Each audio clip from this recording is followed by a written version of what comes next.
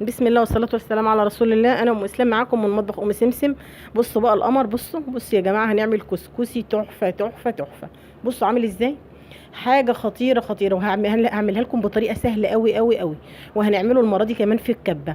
بس الفيديو النهاردة احنا هنعمل التتبيلة بتاعته وازاي احنا هناكله، مش هيبقى ناكله ناشف ناشف كده. تعالوا نخش على طول على الطريقة.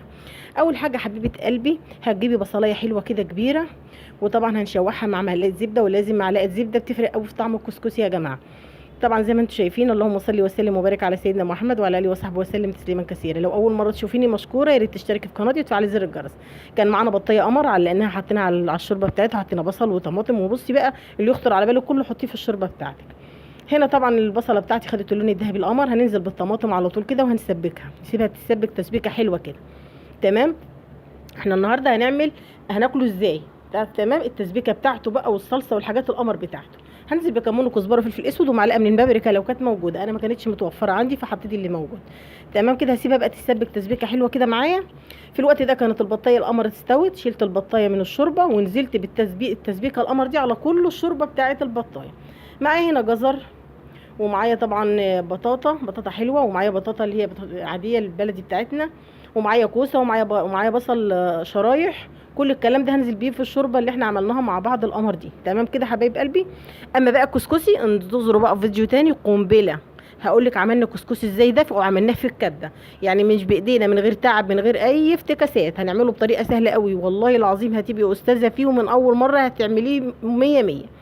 تمام. الفيديو القادم ان شاء الله اعمل لك ان شاء الله كسكسي. انتظروا الفيديو اللي جاي، الفيديو اللي جاي هيبقى تحفه تحفه تحفه.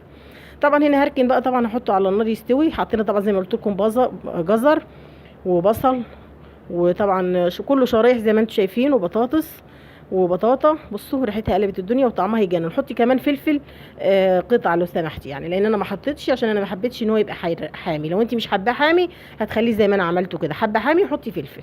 تمام كده. زي ما انتم شايفين، هسيب الكلام ده كله يستوي مع بعض، وهحمر البطايه القمر بتاعتي دي. يا سلام على الجمال. بصوا يا جماعه، والله العظيم استاذه. الله اكبر الله اكبر.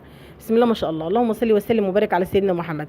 يا ريت تشتركوا في قناتي بقى حبايب قلبي، وتفعلوا زر الجرس عشان يوصلك كل جديد. اللهم صل وسلم وبارك على سيدنا محمد وعلى اله وصحبه وسلم تسليما كثيرا. ده الكسكسي بتاعنا، هقول لك هنقدمه ازاي. بصوا جميل ازاي.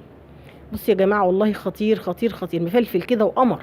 تعالوا بقى، اول حاجه بقى هنحط الكسكسي بتاعنا، ونحط عليه بقى من الصلصه القمر اللي عملناها بالبصل بقى والطماطم والفلفل والكلام القمر اللي انتوا شايفينه ده. وده شكل الكسكسي بتاعنا. وده كان الفيديو بتاعنا خفيف خفيف خفيف ظريف. انتظروا بقى فيديو الكسكسي الجاي ان شاء الله.